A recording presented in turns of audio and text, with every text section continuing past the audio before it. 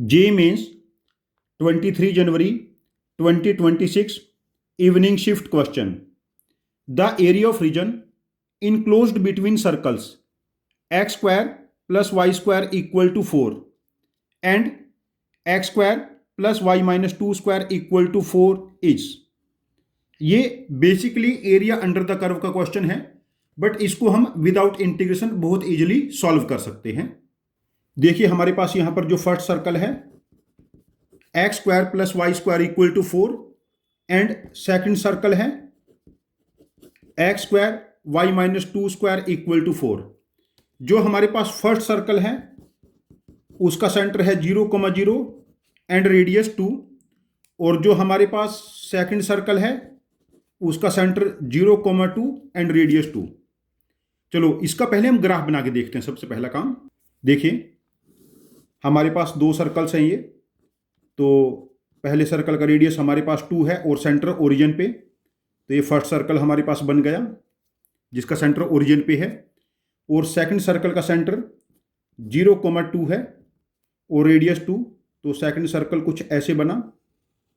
तो both circles passing through the centre of each other and both circle have equal radius.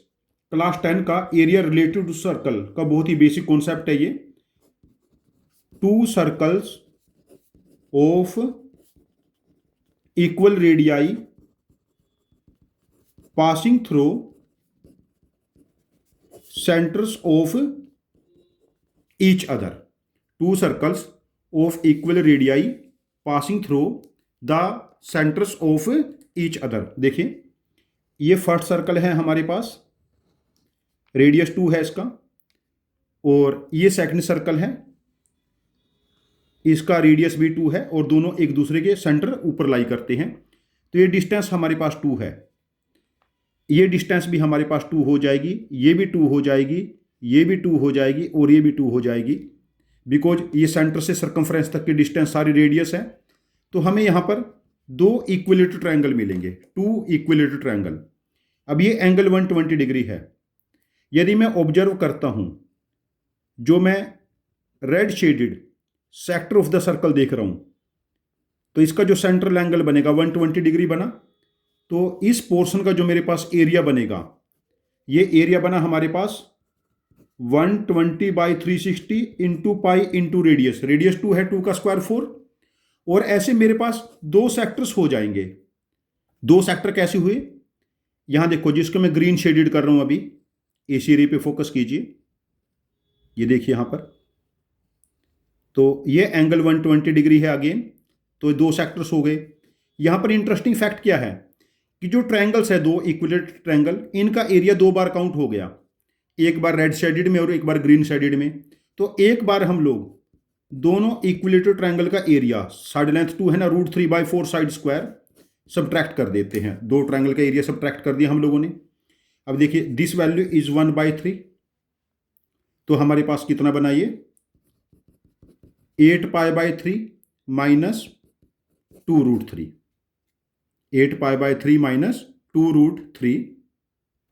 तो हम यहां से कॉमन ले लेते हैं 2/3.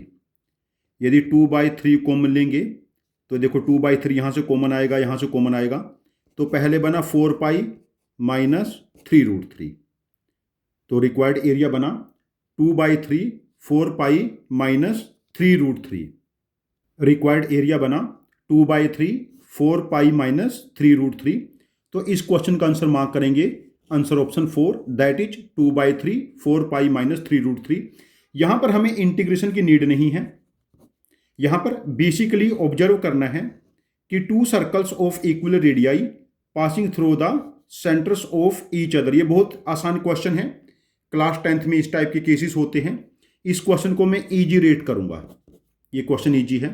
मेरा सजेशन है आप लोगों को कि आप लोग ऐसे क्वेश्चन सॉल्व करते रहिए जहां पर 8, 10, 12, 15 स्टेप्स के कैलकुलेशन जाते हैं. डिफिकल्ट नहीं, कैलकुलेटिव क्वेश्चंस.